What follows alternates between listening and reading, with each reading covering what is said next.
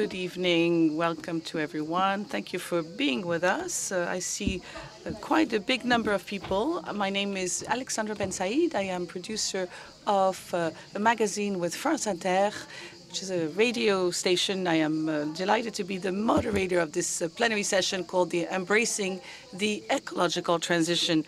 Embracing is a beautiful verb that shows that we have many commitments from states, from companies, but we probably don't know yet how to embrace the ecological transition.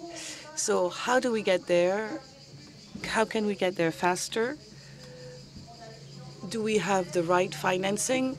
We have 1 hour ahead of us to tackle all the solutions, but also the obstacles. And since 1 hour is a short time, I will not take any more of your time. So the chief economist of the OECD, Claire Lombardelli, is with us. Hello, Claire. So you can applaud them after I present them. Oh, as you want. So now we have the CEO, Jean-Pierre Farandou, who's the CEO of SNCF. Henri Poupart-Lafarge, Chairman, CEO of Alstom. Sabrina Soussan, who's the CEO of Suez, with all her team in the room. Pascal Demerger, CEO of Maïf.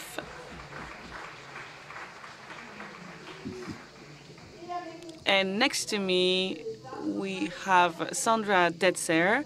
She's a member of parliament and she's Bundestag, Germany. So she's the spokesperson for the Green Party.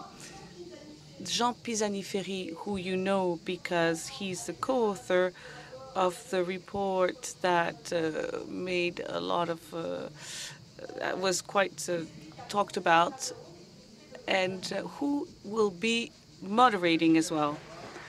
Thank you, Alexandra.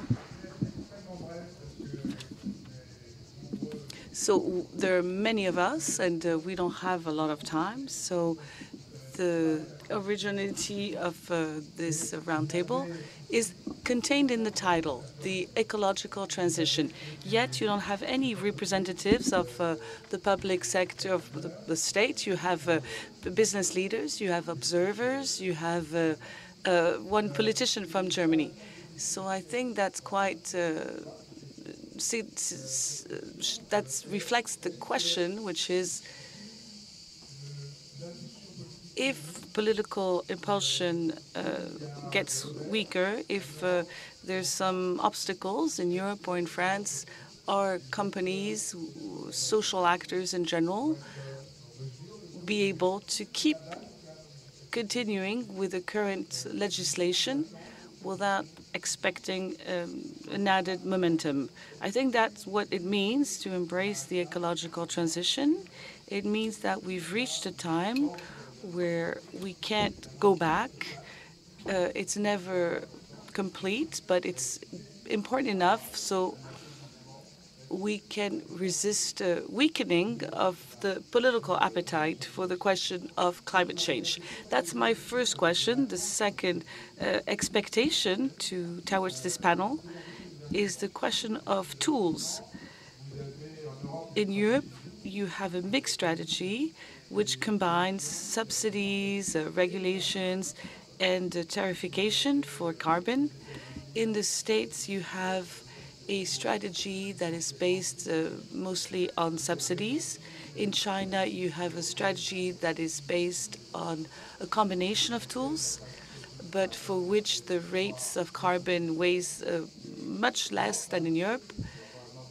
To give you an idea, the price of carbon in Europe in 2021 was 30 euros or $30 per ton.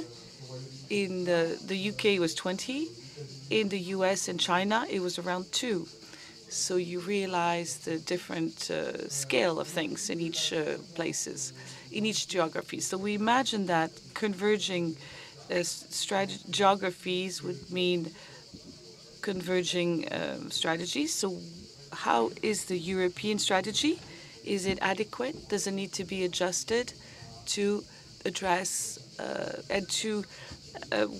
address what the American legislation is doing with the subsidies and its investments in renewable energies and in green production, green energy, production of green energy.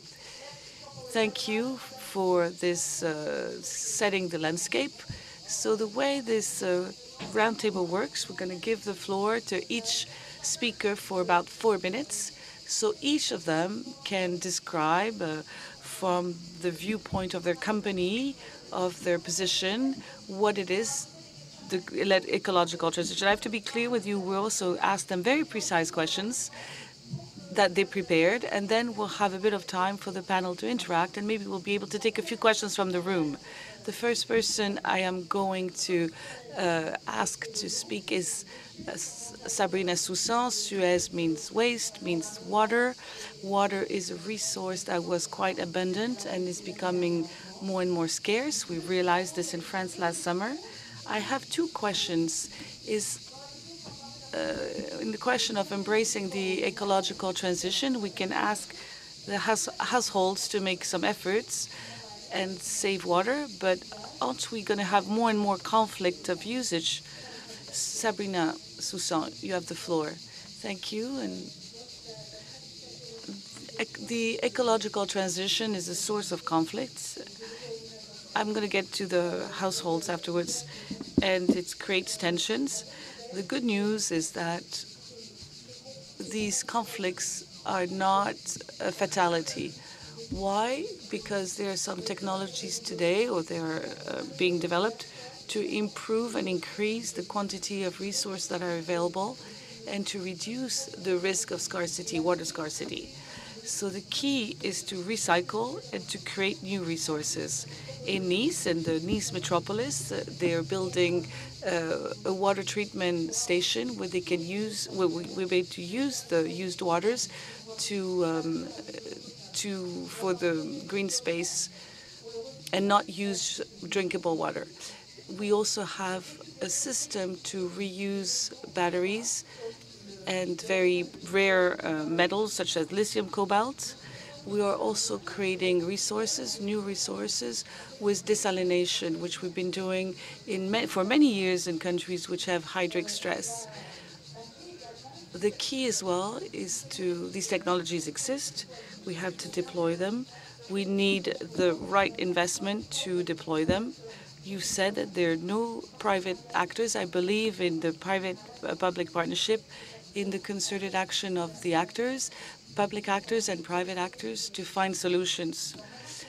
If we want to talk about the households, why would we ask them to make sacrifices when the 10% of the waste produced, 20% of the water, and 30% of the energy consumed is accounted for by households?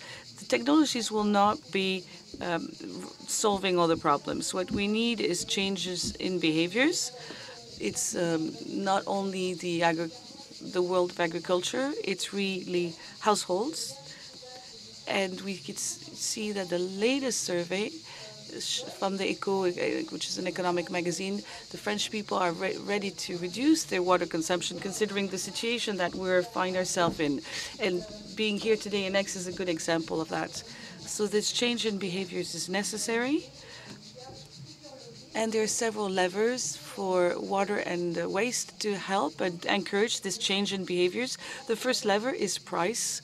I don't think we can avoid a discussion on the price of water, for example.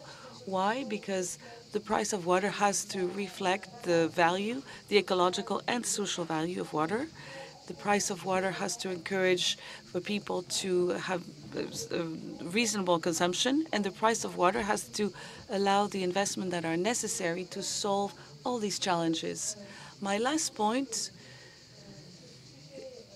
is that this topic we must also ensure that the more modest households are not faced with a difficult situation. So I believe in different rates. The waters of Dunkirk have progressive rates. Different rates for useful water, comfort water, and essential water. With this program, in 10 years, they've reduced their consumption of water, and they're way below the average, the national average.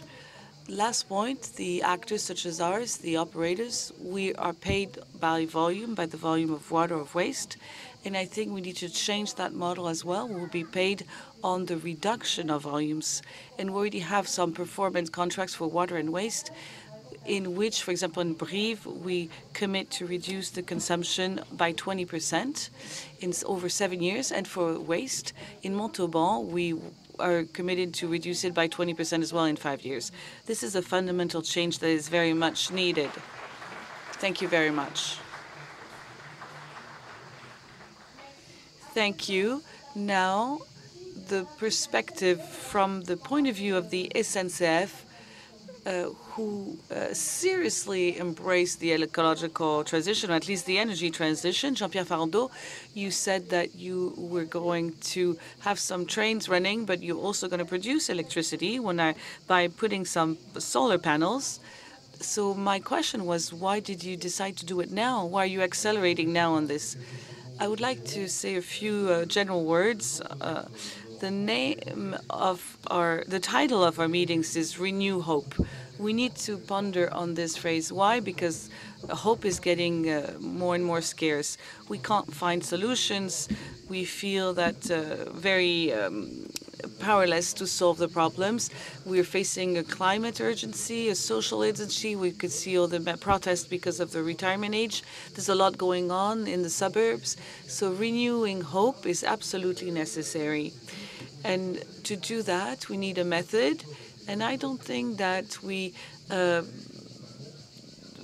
enough. We position ourselves for or against, and that is very polarizing. So I think we need to play together, work together. The shared diagnosis. What does that mean? What are the root causes of the problem? We go too fast on the secondary causes, but the root causes are going to stay if we don't treat them. And we need a vision, we need a will, we need a desire, we need to transcend all the efforts, because there are many efforts underway, there are many transitions going on. So these few principles, I apply them within my own responsibility. We're all responsible for a bit of the chain. My part is the rail. I still needed the state to help me with this. I wanted to put a lot of money in the French railway system. How did I start? I initiated it. Recreating hope means being bold and defending your own convictions.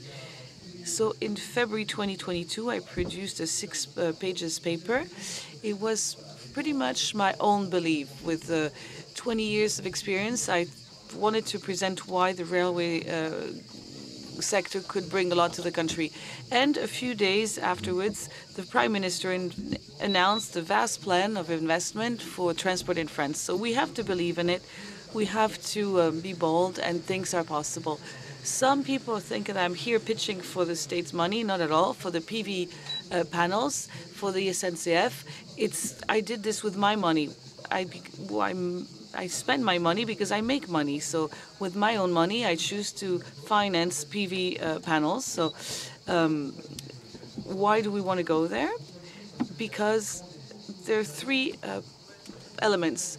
Ukraine experienced this. The climate emergency is quite recent. Before Ukraine, we're not so careful about energy. Now we are.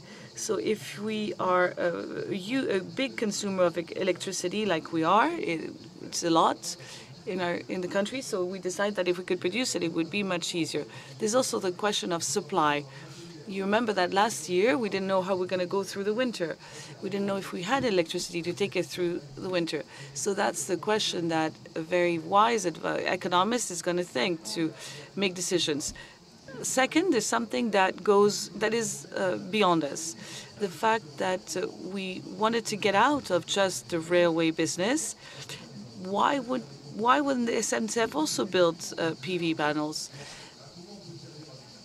So this is a way of thinking out of the box for this energy transition, and also the lever of the energy crisis. Was the energy crisis, we decided that we're going to use solar energy. So we started doing it with roofing in the stations. the goal is at 2030, we're going to go up to 10,000 hectares. And the innovation is about doing some length, some panels that are long, and that we're going to put under the roofs of the shelters, the sheds. And we're going to go from 1,000 to 2,000 hectares, and with 10,000 hectares, we can be self-sufficient, which is great.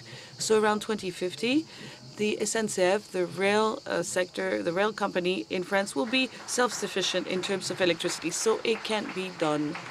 And finally, it may be an element, positioning. I think we're facing transformations. We're talking about transitions. I think it's more than that. I think we have in front of us some changes of paradigms. The old solutions don't work, and it's not about putting a Band-Aid on top of it.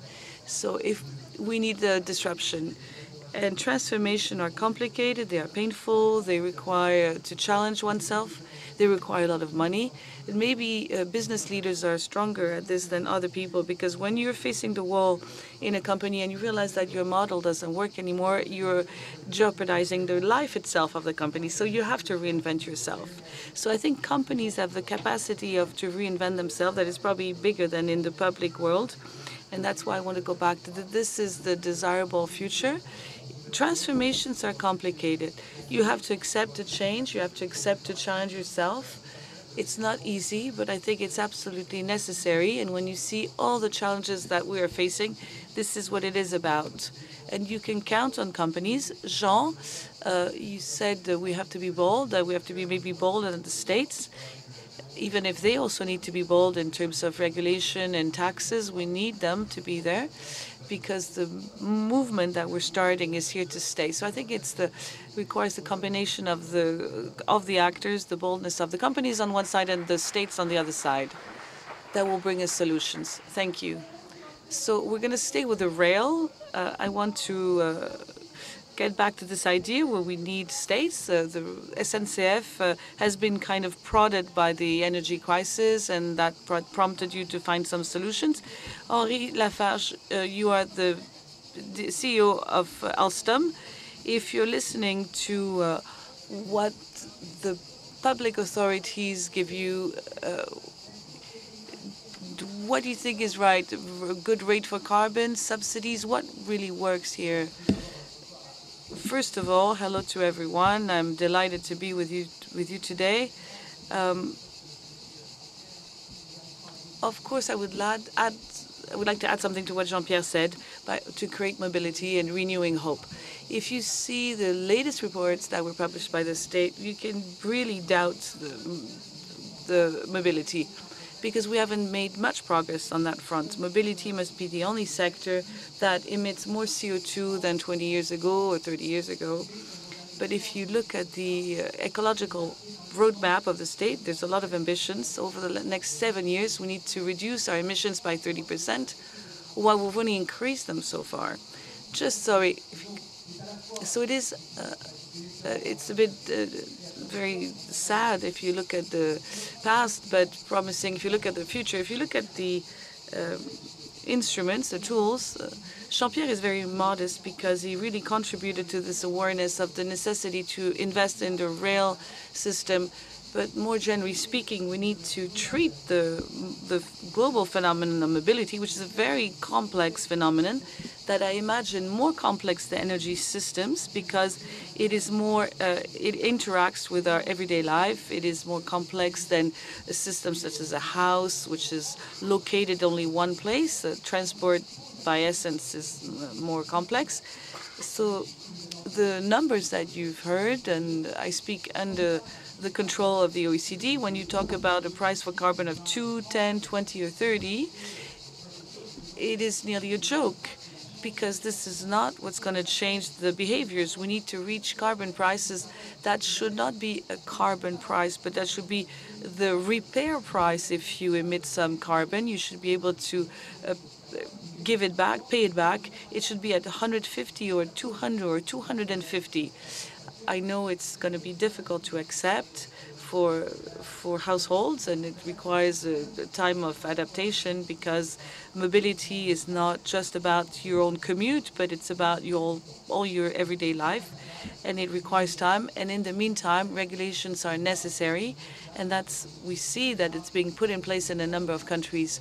What creates a lot of hope is the capacity of states to launch the electrical car at the scale that it was launched, which shows the capacity to really make big leaps. For Alstom, of course, we are adjusting to this new situation. We're adjusting to the new expectations, the new requirements from the SNCF, and we are bringing technologies, we're bringing solutions that will answer the new regulations that themselves address the new needs. There are two major technologies here. There's everything that concerns energy, so energy consumption, a new train. We talked a lot about the TGV-M, which is a fast train that will consume less energy than the previous one because of the optimization of its traction chains and optimization of the consumption and additional auxiliary systems. So it's going to use decarbonized energy. When it's not, if it's not electrified, it's going to be based on hydrogen or hybrid to use less and less diesel, which is a carbonated energy. That's the first group of solutions. And the second one is the digital solutions that we bring. Why digital? Because, generally speaking, digital solutions optimize systems. For example, an automatic drive will drive better in terms of energy than a driver that would do it without any assistance. An autonomous train will increase the capacity of the lines. You see it in subway lines, the automatic lines in subway. They have distance intervals that could not meet a human driver. So the combination of all these systems allow us to have significant gains. If you look at the distance between Paris and Lyon, we're going to change the systems of TGVs. We're going to go from 13 trains per hour to 16 trains an hour. On the Paris-Lyon, we're going to increase the number of seats in the TGV by 20%. We're going to reduce the consumption of energy by TGV by 20%. If you add all these elements, it represents a gain of energy by seat that can go up to 40 to 45%. Those are extraordinary numbers. Those are great numbers. So our modest contribution is a technological contribution. We increase our budgets in R&D. So this is really what we believe in. But to conclude and to go back to the original question, of course, this system has to be encouraged by a price of carbon that is what I call reasonable, or by some regulations that will valorize these innovations. If these innovations are not valorized by the general system, and I will never thank Jean-Pierre enough to valorize them with our partnerships. We do a lot of partnerships with the SNCF. If they're not valorized, they will not grow. They need a favorable context to be able to grow. Thank you very much. Pascal Demurger, the CEO of the MAIF, who is the last of our 4 CEOs. In your view, I would like to go back to the idea of the commitment of the states and the idea that we are facing headwinds in Europe and in the States. I hear in your speeches that there are many regulations that create a favorable framework. In the absence of the commitment of the states, can companies orchestrate the transition and go there alone? Hello, hello everyone. I believe that Jean-Pierre, you're the one who answered the best to this question, because you answered it not only in words, with your words, but with your actions. And you said you led the way. You didn't wait for the state to do something. And tomorrow, the SNCF will be producing its own energy. And this is great. No, of course, companies cannot just allow themselves to wait for the state, because we know it. Companies have an interest. They don't even have a choice to commit to into this transition. A company today who doesn't embark on the ecological transition, on the social transition, is a company that does not know how to attract talents anymore, that doesn't know how to retain his talents. It's a commercial brand that gradually will degrade. if a company is exposed to climate situation that are going to be more and more serious, so litigation. So we know that there's been a lot of disasters, natural disaster that's not so far away, or some social protest, like we've seen again a week ago. I believe that companies don't have the choice. There's a way to do things. The way to do things goes through many aspects. First of all, it is imperative that the commitment of the companies means performance. There cannot be contradiction between performance and commitment. We can create economic models in which the commitment of the companies and employees benefits the client, benefits the planet, and benefits society in general, and creates added performance for the company. The MAIF has never seen such a high deployment than over the last 5 years. In its whole history, the MAIF was created in 1934, in the 30 glorious years. We've never sold so many automobile contracts than we are now. We have huge competition. Having said that, there's a reason, and the reason is because of the commitment and the brand image. Also, and I turn to Jean, it also means that the company must contribute to financing the transition. You gave us the cost of the transition to 65 billion, additional billion every year. Well, the choice here boils down to what? Either you believe in the message sent to the household so they can change their modes of consumption. It has a limit. It is what we call the yellow vest. In France, which is a country with huge social divides, it is very complicated and very unfair to play on this price message. And public finances have run dry. We need support from the powers that be, but the state can't do everything at all costs. And I think we've reached the limit in that respect. So yes, companies will have to contribute to the financing of this transition. And this also means that sometimes the market is reaching its limits in terms of its mode of functioning. Cooperation sometimes works better than competition between companies. Let me give you a very simple example.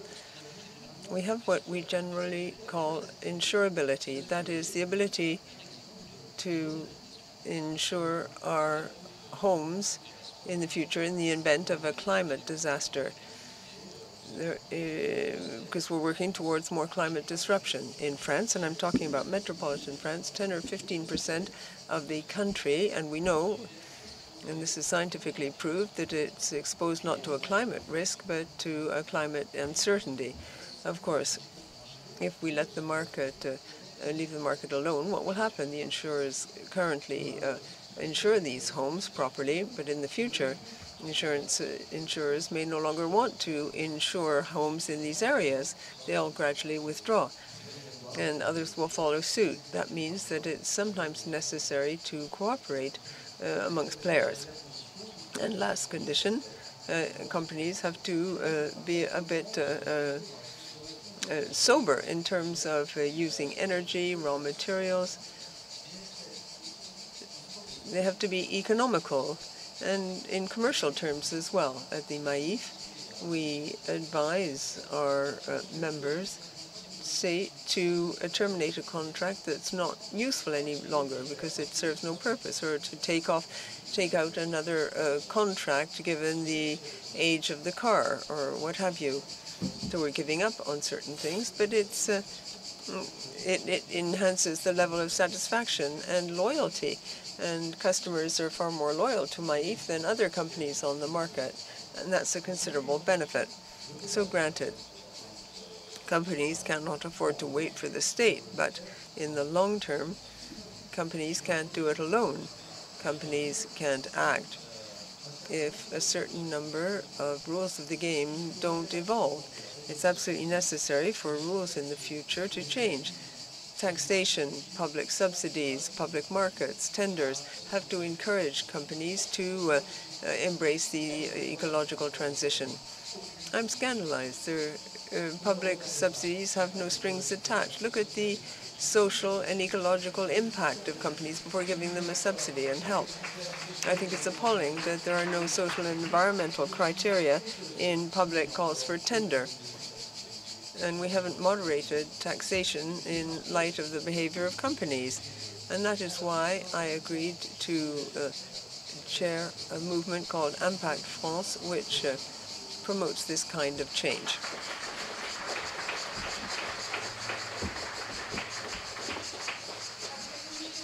Pascal Demurger, you talked about changes of behavior and certain limits. You talked about the yellow jackets, the yellow vests. We can now turn to Germany.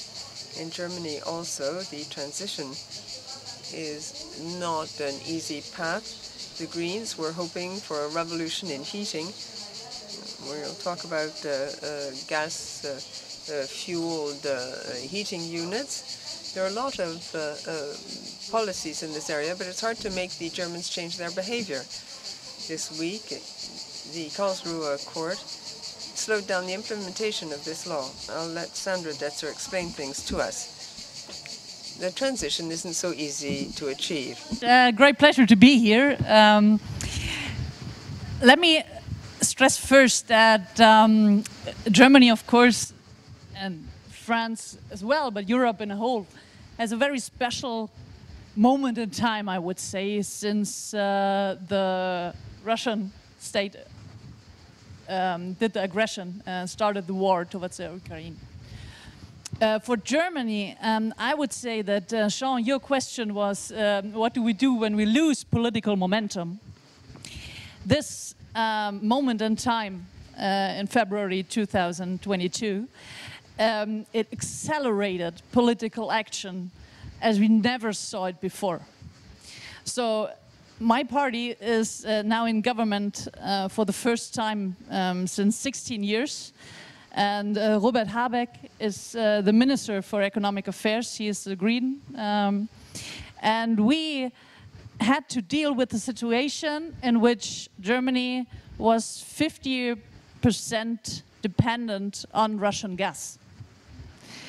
And all of our international allies, they told us years and years, don't do that.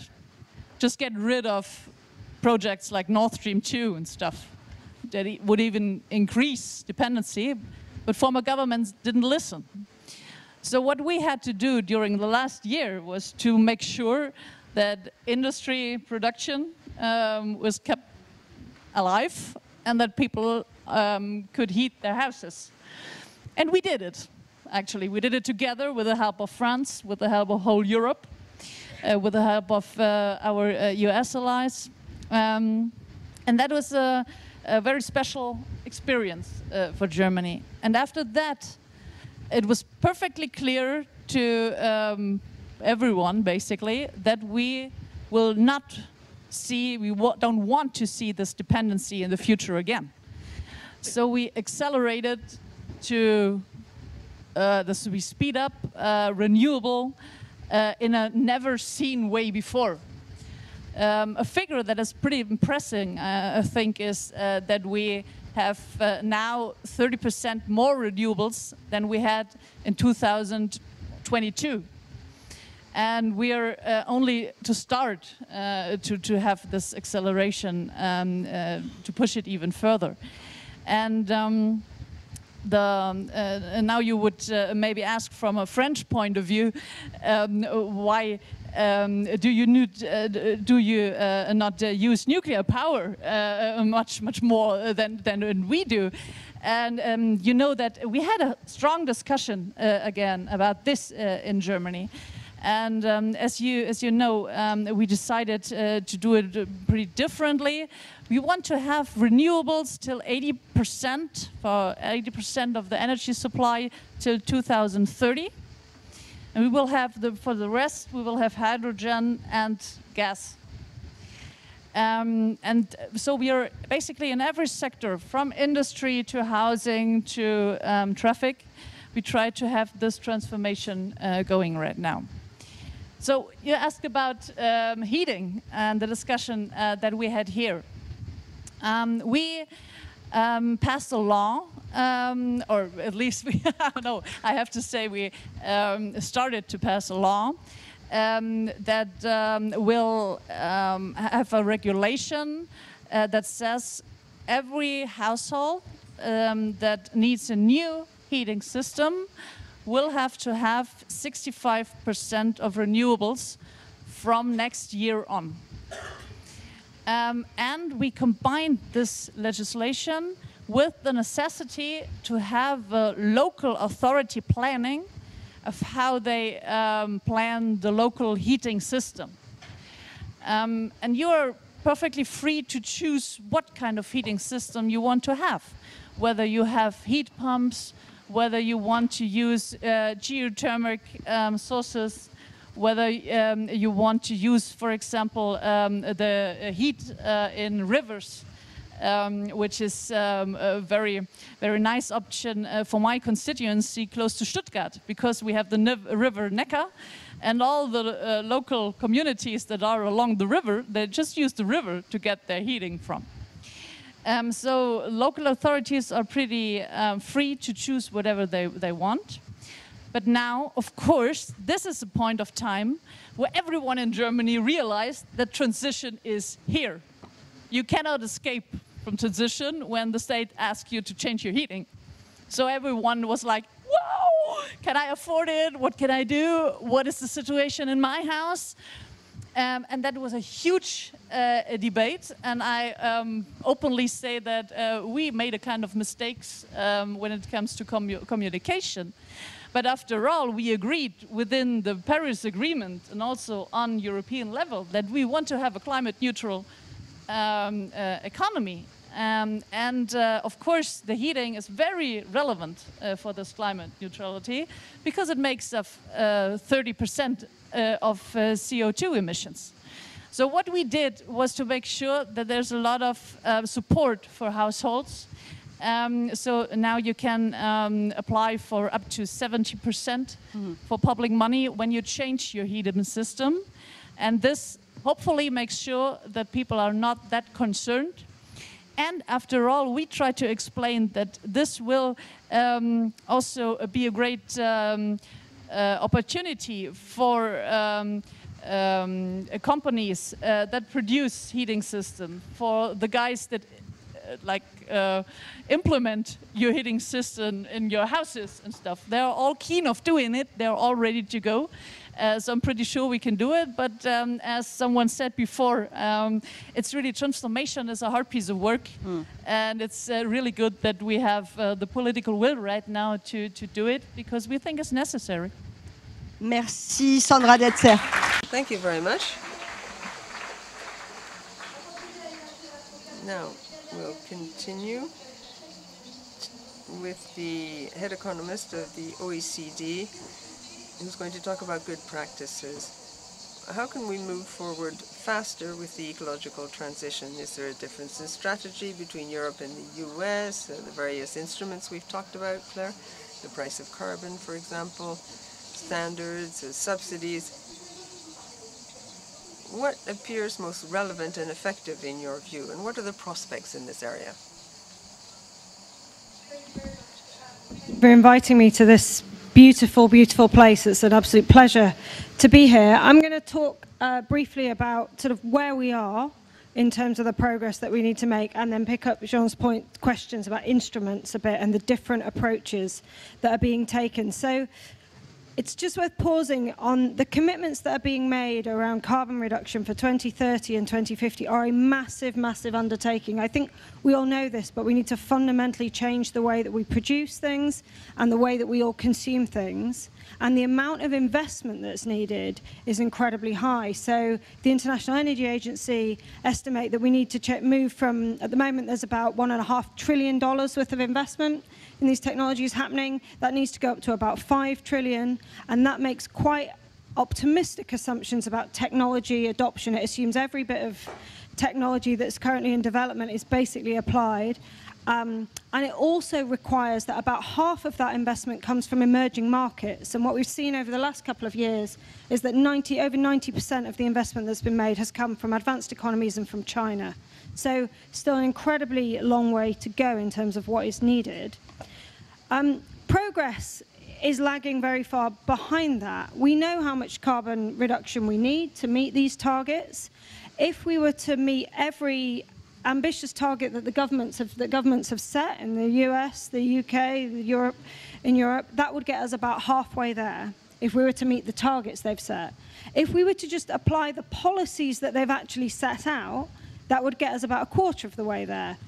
So even if we were to just implement the things that governments have said they're going to do, that gets us about a quarter of the way we need to go. If we were to meet the targets, be about halfway. But basically, we're a very, very long way off. And of course, you know, the window is closing to 2030. So, you know, we've had quite slow progress to date. I mean, that is due to a combination of things. The policies that we have are quite uncoordinated and they're quite inconsistent and they're quite timid and they've been quite delayed. We've heard some examples. And both of those are in a large part because public acceptability of the costs of taking action, in particular around carbon taxes, is actually very low. So, you know, we talk about this, but really when it comes down to it and, you know, the sort of rubber hits the road, there's a lot of resistance to doing this. Look, there's clearly a role for the private sector. We've heard they are crucial to this transition. They need to provide the technology. They need to provide the investment that's needed. We've heard about many companies embarking on this transition, but government intervention is clearly critical. Otherwise, that private sector intervention will not be well coordinated, it will not be efficient, and it probably won't be sustained in the way that we need. So I'm afraid I think you need both. I don't think you can just do this with the private sector acting by itself. If we were to just take that route, it would end up costing us a lot more because of this issue around inconsistency. We had a look at the OECD about if you take together all the research in this sort of space, what does it give you in terms of a framework? And, you know, what do we know about policy? So economists will tell you that carbon pricing is the most efficient tool to use to reduce emissions. But we know in practice that has its limitations through market failures, but also some of the political reality. Last year, we did a survey looking at representative samples across populations in 20 advanced economies and emerging economies. And what we found was actually there's very strong resistance to carbon pricing.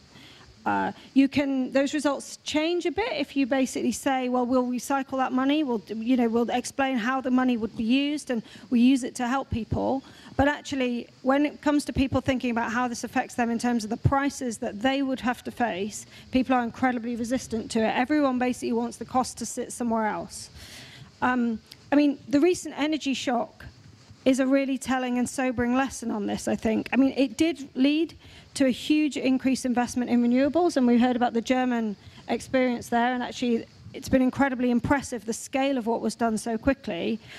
But it also did demonstrate the unacceptability of higher energy prices, which is what we're talking about here with this transition. Governments basically plan now to spend, across this year and next year, up to about 2.5% of GDP in some cases, changing the prices that people will face. The vast majority of the support was put in was about directly protecting people from energy price changes because it was considered politically unacceptable for people to face the energy price changes that we saw. And so I think we have to sort of be honest about actually how far we can get through pricing. I mean, we have seen some really big policy moves recently. Obviously, the Inflation Reduction Act is a huge response from the US and a huge change. And actually, the Green Deal industrial plan in the EU is also of a sort of similar magnitude in many ways in terms of what it means. The approaches in these two strategies differ quite substantively, but they're not necessarily inconsistent. They're not necessarily in conflict. I mean, I think the thing we have to accept here is there isn't a sort of one-size-fits-all approach. There isn't a sort of, you can't just assume you do the most efficient textbook approach here. There's going to be a role for multiple levers, and we're going to need to use them all to come up with a solution that is both, you know, delivers what we need in terms of carbon reduction, but also actually is politically deliverable and is consistent with other objectives that governments have. So we're going to need, you know, emissions pricing instruments like carbon pricing. We are going to need standards and regulations to this. We are going to need subsidies. There is a role for subsidies to facilitate the reallocation of capital and labour and to stimulate investment and innovation that we're going to need. And all of these are going to need to be supplemented with strategies that address the distributional consequences of these policies, which are going to be quite large. So look, we have to recognise that different countries are in different positions and face different circumstances. They will need to and are adopting different policies to achieve optimal emission reductions in those countries. Of course, the range of policies and settings makes this quite difficult to gauge progress. How do you compare, how do you have a global policy dialogue on what's needed? And one of the things we're doing at the OECD is working on some technical work on how you would compare different levers. How do you compare subsidies to carbon taxes, to regulations, and how do you sort of put those in a common price or a common measurement so that we can see what different countries are doing in that way? But look, these different approaches are ultimately going to be necessary because successful climate policies are going to need to be consistent with wider objectives that countries have, including energy security, including affordability, and of course, including the distributional implications that we need to think about. And the speed and the success of the transition is going to depend on our ability to reallocate resources within countries, across industries, across firms, and across workers to avoid leaving behind, people that otherwise would be. I'll stop there. Thank you. Et on termine sur cette idée. So we're talking about social justice. That was your last idea. Would someone like to react right away to what has just been said? I think that in your various statements, Claire Lombardelli has said it's not enough for the private sector to take action because otherwise we will lack a consistency. Pascal de Murger said, well, we don't have time to wait for the state. We just have to forge ahead. Do all companies think similarly? In the United States, for example, have all companies taken up the issue of transition? Is this not more of a European stance? Sabrina, would you like to react? I talked about PPPs because I think it's very important for the players all to be involved, including households. We need the private sector, the public sector, and households. I might like to react by talking about a source of hope. Things are moving, things are happening. Before the winter, if someone had said that we would succeed to weather the winter in this manner, in France we reduced electricity and gas consumption by 12% compared with preceding years, thanks to a change in behavior. And without forcing it, people have become aware of the situation. That's very positive. It's like water. There's a growth in awareness. Water is a rare resource. People now realize that energy is an area where we have to be increasingly independent and local. We didn't talk about this, but biogas, for example, is a major issue thanks to waste processing and water purification plants. We can replace a lot of conventional energy in this manner. We have sped up solutions because of the current situation. For me, this holds out great hope. We've seen that wonderful things have happened, and we shouldn't ignore this. We need to be optimistic. However, we have to continue to push in all these areas. And who's going to orchestrate all this? I'd like to react to this question of hope and trust in companies. I believe that companies over the last 2 or 3 years have managed to absorb major external shocks. In the last 2 or 3 years, these shocks are quite unique. There is a degree, well, states, however, and regulators are a bit reluctant to create these shocks themselves. You can see this in the area of energy. Look at the price of oil and the price of gas. It used to be 3, now it's at 2 for external reasons. Why didn't states increase things up to 2? Look at the yellow jackets. When the state decides to move the price of gas up from 130 to 140, then you have protests in the street. So it's a real problem of acceptability. You need to explain things to people. And people need to trust companies, that companies will adapt. I like to say to regulators, don't listen to companies too much. Don't listen to the companies that want to live off of what they have. they were able, when they needed to adapt, and they can do this again in the future if the environment requires an adaptation. I think in general we have to be very careful about profit seeking, and people need to continue to evolve and make progress. Come back to the point what roles companies do have, and I'm incredibly thankful for every company that starts to think about its own contribution towards climate neutral future, whether it is because of the own business model, or because of the general support of the society aim. And I think when I think of my constituency, I have companies that said they want to be climate neutral till 2023, 2025. This is of immense importance for the political discourse, because that it shows we want to also implement climate protection within our business models. And this is a big signal. Although I would say the state has to set the level playing field in an optimal world. I mean, let the crisis away for a second. But normally you would say you have the political agenda that sets the rules, and then within these rules and companies have a fair level playing field. And the last point I want to make about the costs, it's absolutely true that we have to obey costs of transformation, but I would speak for calculating costs, also future costs within our models, because we know that especially households with small and medium incomes, they suffer more from climate change than households with a big income. And this calculation gets even worse when you look at the global calculation. So the global south is much more affected to climate change. And I think this is important to take this into account when it comes to cost of transformation. Le besoin de justice sociale. Je me tourne à présent vers vous. Yes, there's a need for social justice. Are there any questions in the room? I see 2 gentlemen, 3 gentlemen. Is there a microphone going around?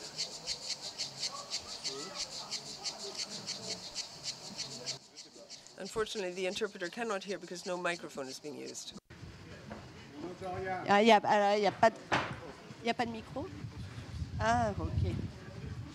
Attendez, regardez, ça arrive. Alors, si vous voulez bien, on va faire ainsi. Oui, on va prendre... Attendez, vous faites votre question. Ask your question, and they'll now take the next 2 questions. We know full well that gas and electricity consumption has dropped because people wanted to consume less, but also because of the prices. Economists have documented the situation and published it in December. The prices of energy increase, mortality increases, and these people were saying, and I don't think it's just propaganda, that there would be a higher number of deaths in Ukraine. Does anyone here know what the exact figures are? What was the impact on Europe of this increase in prices?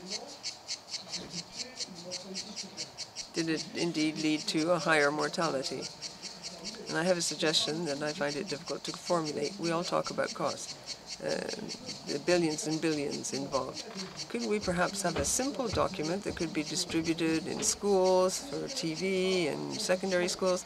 Could we see what the cost of transition will be for the state, for companies and consumers? How much will the average citizen have to pay? And what will the benefits be for their children and grandchildren? What will this avoid? And is this feasible or not? But I firmly believe that this will increase acceptance. We are all part of the elite, but we have to reach out to the people. So we have to see what the benefits for people's children and grandchildren. Thank you. A second question? Yes, the burden and the return, so to speak. We need an economic calculation. A short question, please. is more than a question. It's just a further piece of information.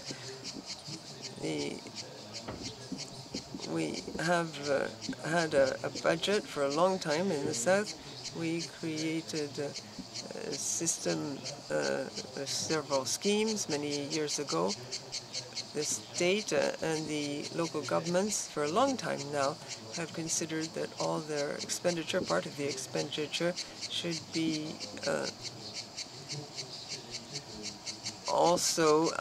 should be subject to certain strings in the field of the ecological transition before giving subsidies or support to companies.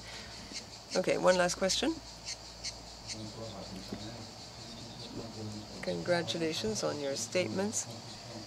We've talked about the economic and ecological transition in France and in Africa.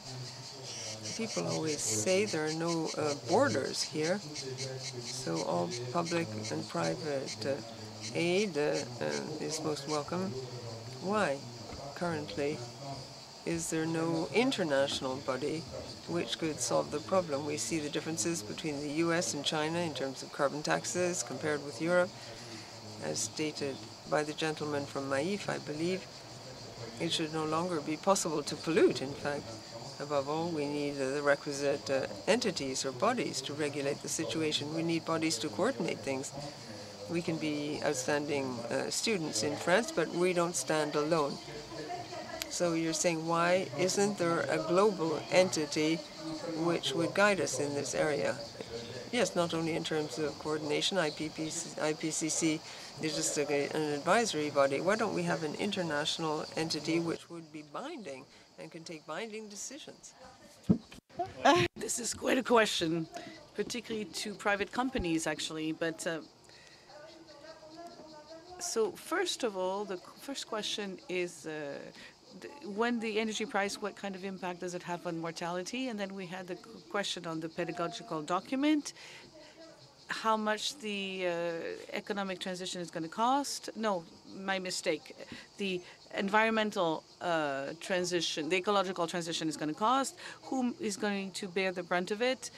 And what benefits are to be expected? So, Claire, do you have an answer? Claire Lombardelli? She's the economist from the OECD, the good person. Of the costs and the benefits, I mean, you're absolutely right to raise it. If you look at the overall position, the costs of not acting clearly hugely outweigh the costs of reaching net zero because of the climate impact. But that is a very long-term cost, and that is an average. The thing that is masked in that is sort of two things. One is there is a cost between now and us reaching net zero. It is a substantive cost that will hit economies. If we basically take carbon out of our input mix, that will cost us all money, and it will not be equal for everyone. It will fall very differently depending on where you are in the income distribution, but also what industry you work in, where you are in the world.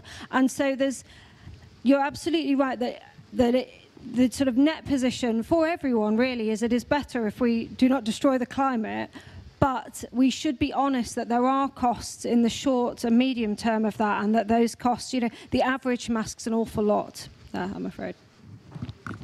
Merci. Thank you. On the question of worldwide governance and who's going to call the shots, for private companies, should it be the new regulations that are coming along, the financial standards, that would push companies to change from inside? There's some standards that are underway in Europe, some in the US, that would tell us how we should measure precisely our carbon footprint and how we should measure our efforts. Is it something that is encourage the companies to move? Yes, this is absolutely huge. The day that companies were going to be submitted to complete standardization of financial reporting, for example, out of social governance, what do I put in place in my company that contributes to improving things? And how do I measure in an objective way the results that I obtain? When we have standardization of the extra financial reporting, and based on the numbers that will be communicated, there will be the same method than for financial reporting. The results will be compared by the results provided by companies will be compared. Auditability will be done to make sure that it's not greenwashing. Certification of these declarations will be made, and a standardization at a world level. If we could take the IFRS at the European level, if we consider the CRSD directives. So this is the beginning of everything, because it will allow everyone to have a comparison basis on the behavior of two companies of the same sector. And on this basis, we will be able to have tools, ranking tools, scoring tools for the consumers, for the clients, for example, and we'll be able to decide a number of public policies precisely by making a distinction of companies between companies based on their behaviors. I'm being told that time is up. Jean Pisani-Ferry, do you want to take a minute to conclude? Yes, thank you, Alexandra. First of all, there's a question on the scale of numbers. Claire said it, the investment represents 2 points of GDP. For France, it's 70 billion. At the Horizon 2030, it's per year. So it's quite a big number. We should not believe that this investment is going to be made forever. After 2030, this investment will gradually reduce and will also produce its effects in terms of reduction of the exploitation, the operating costs. And this is why it is an investment that is worthwhile, and the cost of not acting is higher than the cost of action. This investment has two specificities. It will not increase potential growth and productivity. It may even slow it for a while. So there's an effort that on the short term will not necessarily be rewarded, and it will be particularly painful for the households who have low wages, and even for the middle class. You have to remember that an investment for the energy renovation and the heating system of your house, or an investment in your new car, means every time 1 year of wages for the middle class and 2 years of wages for the poorest popular people. So that will not happen if there is not some help from the governments.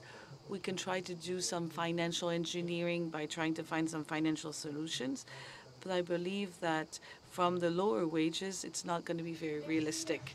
Thank you. Thank you very much. Thank you to all.